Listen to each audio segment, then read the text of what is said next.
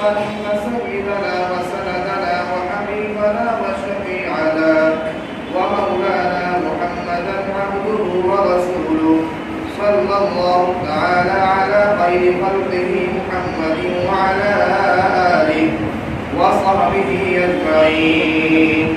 أما بعد، فقد قال الله تبارك وتعالى: أعوذ بالله من الشيطان الرجيم. بسم الله الرحمن الرحيم. إنا نحن نزلنا الذكر وإنا له لحافظون. صدق الله العظيم. محترم بھائیوں اور عزیز ساتھیوں، بہت لمبی چوڑی بات نہیں کرنی، دو تین باتیں عرض کرنی ہیں.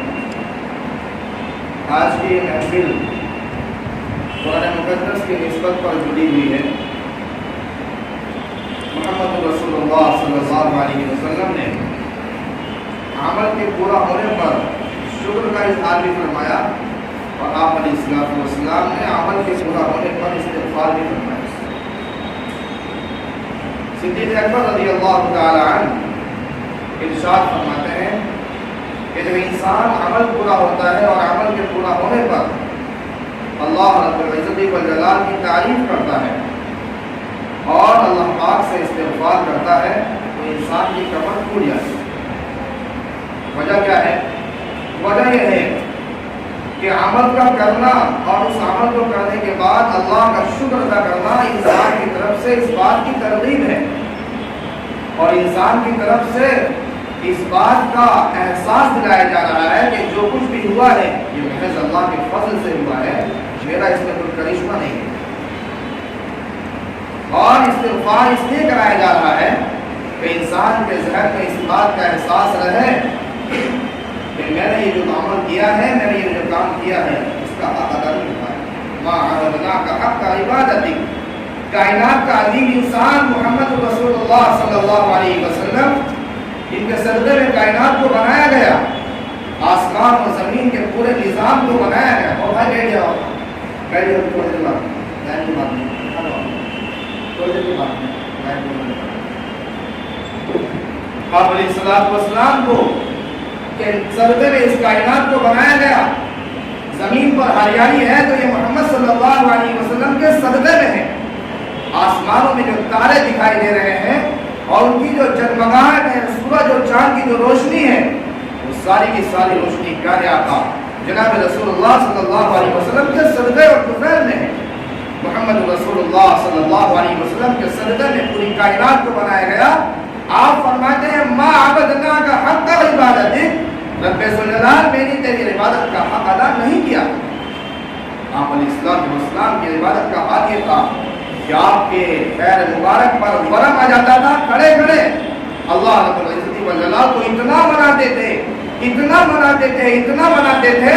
عائشہ صدیقہ رضی اللہ عنہا علیہ السلام کی بیوی اور امت کی ماں کہتی ہیں یا رسول اللہ کہیں ایسا نہ ہو کہ آپ روتے روتے اپنے آپ کو ہلاک کر دیں.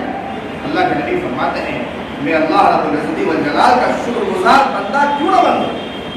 محمد صلی اللہ علیہ وسلم اپنی عبادت کو پورا کرنے کے بعد رو رہے ہیں. ہم میں سے ہر ایک اپنے نگاہ میں جھانک کر دیکھے کہ ہم نے عبادت کو کس انداز میں کیا اور عبادت کو کس انداز میں کرنے کے بعد اس کا کہاں تک حق ادا کیا. سوچنے کی بات ہے. اللہ رب العزت والجلال کی طرف سے حکم دیا گیا عبادت کا کانوا قلیلا من اللیل ما یہجعون وبالاسحار هم یستغفرون. مسلمانوں کی، مومنین کی، ایمان والوں کی اور سچے پکے مسلمانوں کی صفت بیان فرمائی اللہ تعالیٰ نے کہ ان کا حال یہ ہے کہ وہ عمل کے بعد اللہ سے ڈرتے ہیں، روتے ہیں، استغفار کرتے ہیں، معافی مانگتے ہیں.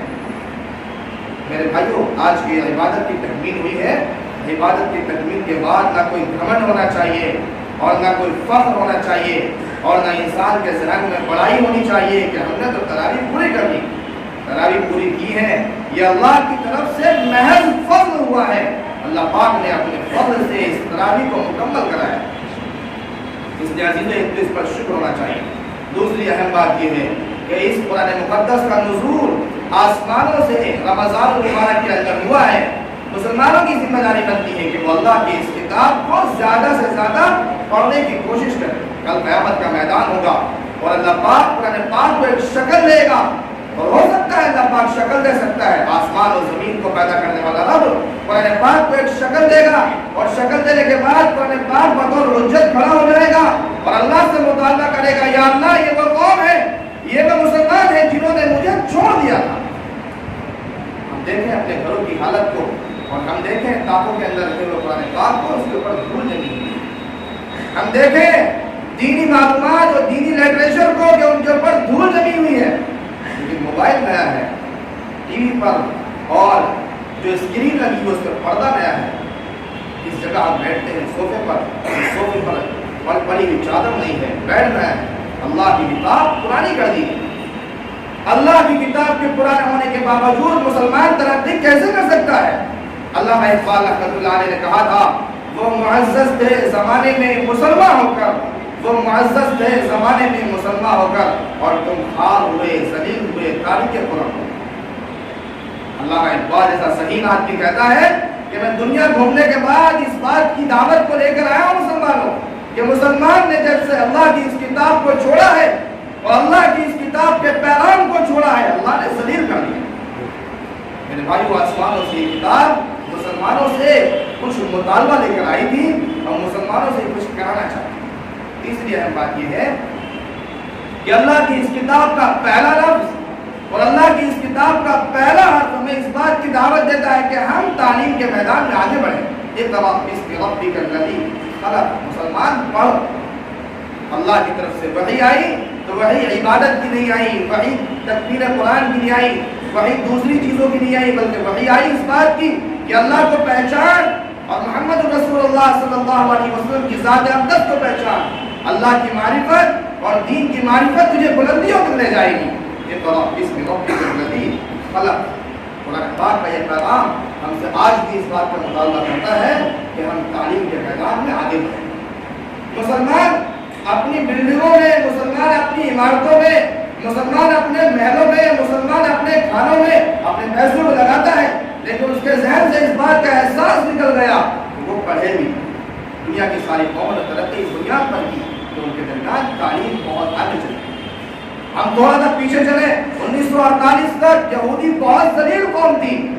1923 تک مسلمان تنے رہا, دنیا کی سپر طاقت تھا, دنیا کے اوپر قبضہ کیا ہوا تھا, سیاہ اور سفید کا مالک تھا. اس کے ایک اشارے پر پوری کی پوری قومیں ناچتی تھی. 1948 میں اسرائیل کی بنیاد رکھی گئی اور انہوں نے پہلا ہدف اور پہلا ٹارگیٹ رکھا کہ ہم اپنے بچوں کو اعلیٰ سے اعلیٰ تعلیم یافتہ بنائیں.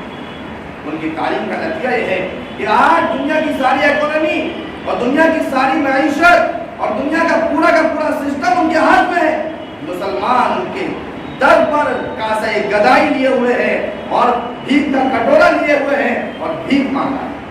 وہ مسلمان جو دوسروں کو بھیک دیا کرتا تھا, وہ مسلمان جو دوسروں کے لیے سیاہ اور سفید کا مالک تھا, آج وہی مسلمان دوسروں سے بھیک مانگ رہا ہے.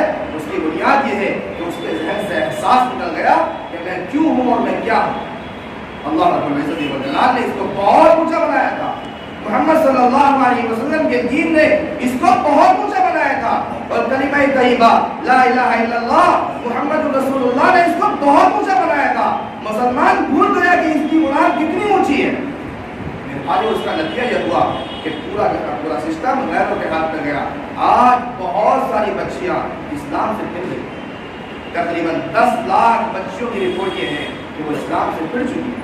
دوسروں کا مشن یہ ہے, اور ایک نیوز اینکر نے پچھلے دنوں میں کہا کہ ہمارا ٹارگیٹ یہ ہے کہ ہم 40 لاکھ مسلمان بچیوں کو اسلام سے ہٹا دیں گے. ہم سوئے ہوئے ہیں اور ہمیں پتہ نہیں ہماری بچیاں کہاں ہیں اور کیا کر رہی ہیں, ہمیں پتہ نہیں. میرے بھائیوں, ہمیں جو دین دیا گیا تھا یہ دین مکمل طور پر دعوت تھا. یہ دین مکمل طور پر دعوت تھا, دوسروں کو پہنچانا ذمہ داری تھی. محمد رسول اللہ صلی اللہ علیہ وسلم کی خدمت اقدس میں جو بھی آدمی آتا, آپ علیہ السلام اس کو اسلام بتاتے, آپ اس کو ایمان بتاتے, آپ اس کو عقائد بتاتے, آپ اس کو عبادات بتاتے, آپ اس کو معاشرت بتاتے, آپ اس کو رہن سہن بتاتے. اس کے ساتھ ساتھ یہ بھی بتاتے, وہ پوچھتا ہے یا رسول اللہ میں کیا کروں. آپ علیہ السلام کی اس کے سوال پر آپ جواب دیتے کہ جو دین ہم نے قبول کیا ہے یہ دوسروں تک پہنچاؤ. सोशल मीडिया का प्लेटफॉर्म बहुत वसी प्लेटफॉर्म है। इसके जरिए से हजारों लाखों बच्चे ज़हनी एतबार से मुर्तद हो गए, ज़हनी एतबार से मुर्तद हो गए।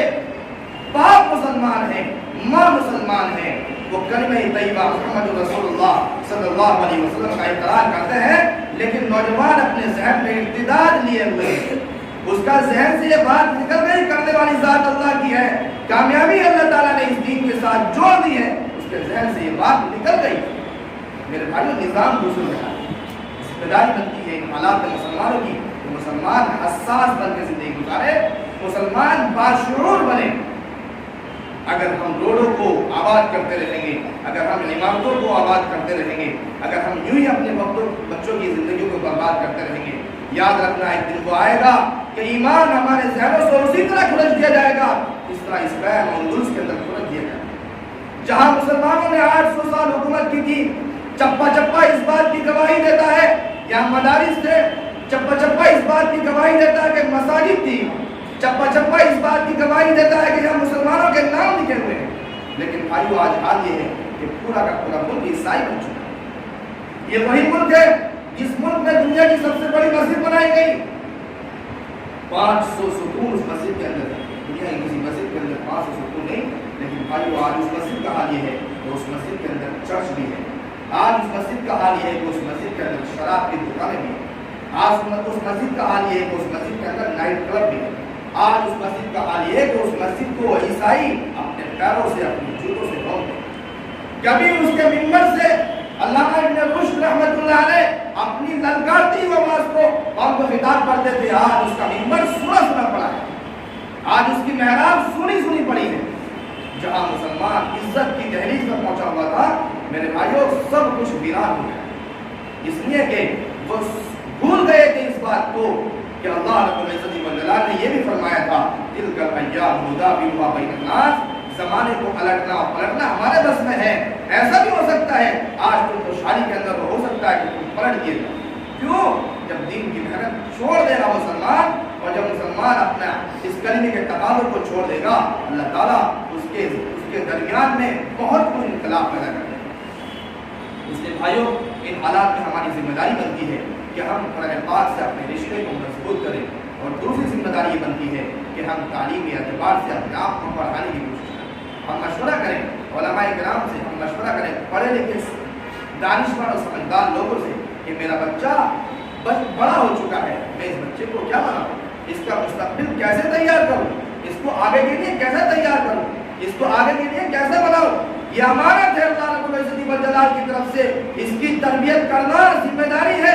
मुहम्मद रसूलुल्लाह सल्लल्लाहु अलैहि वसल्लम ने बड़े साफ लफ्जों में फरमाया था, कुल्लुकुम राइन व कुल्लुकुम मस्ऊलुन अन रइयतिही, मुसलमानों तुम में से हर एक से पूछा जाएगा बच्चे के बारे में, बच्चे के बारे में, भाई के बारे में, बहन के बारे में, इनकी तरबियत कहाँ तक की थी, इनको कलिमा कितना बताया था, इनको दीन कितना बताया था, इनका ईमान की और दीन की कहाँ तक हिफाजत की थी, ये सब पूछा जाएगा। इंसान ने अगर कुछ किया होगा तो जवाब दे देगा, और अगर कुछ न किया होगा जवाब न दे पाएगा। इसलिए भाइयों, इन हालात में जिम्मेदारी है कि हम अपने आप को मजबूत से मजबूत करें। अल्लाह पाक इन बातों पर अमल की तौफीक अता फरमाए।